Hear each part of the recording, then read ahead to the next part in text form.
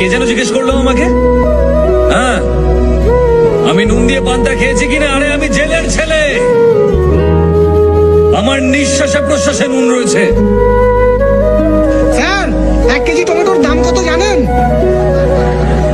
বলুন তো, লবণ কত করে কিলো? নুন দিয়ে পান্তা ভাত খেয়েছেন?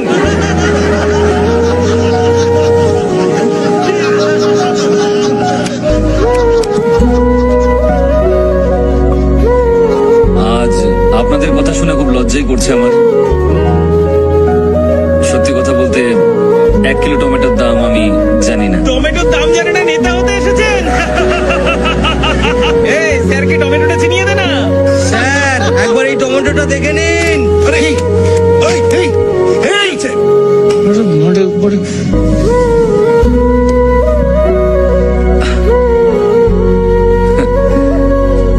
কিন্তু আমি আপনাদেরকে এই টমেটো নিয়ে একটা ক্রাইম স্টোরি শোনাতে পারি।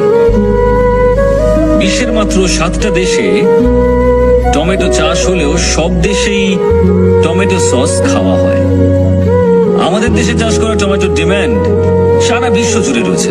কিন্তু আরো একটা রহস্য আছে, যারা এখানে টমেটো চাষ করে তারা খুব তাড়াতাড়ি মারা যান। কেন মারা যান? কারণ এখানে টমেটো যে পরিমাণে চাষ হয় আর তার যা দাম পাওয়া যায়, তার মধ্যে আকাশ পাতাল তফাৎ অন্যান্য দেশের তুলনায়। ধরুন এখানে এই টমেটো বিক্রি করে আর এই টমেটো বিক্রি করে একই দামে। প্রচুর চাহিদা থাকলেও আমি টমেটো কিনছি শুধু ওর কাছ থেকে, আর বাকি লোকজনদেরকে আমি বলছি যে ওর কাছ থেকে টমেটো কিনবেন না। আর টমেটো কতদিন ভালো থাকে? মাত্র 2 দিন। আমি কিন্তু জানি না কার টমেটো আগে নষ্ট হবে, কিন্তু দুজন বিক্রেতাই সবসময় ভয়ে থাকবে।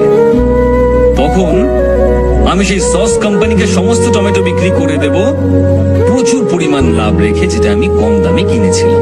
আমি শুধু এর কাছ থেকেই কম দামে কিনে নিলাম, আর অন্য টমেটো বিক্রেতার সমস্ত টমেটো নষ্ট হয়ে গেল।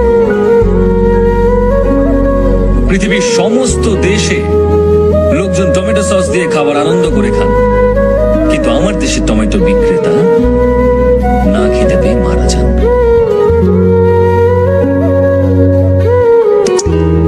তাই পরের বার যদি আমাকে আপনারা টমেটো ছুঁড়তে চান, তাহলে দয়া করে ওই টমেটো বিক্রেতাদের কথা মনে রাখবেন।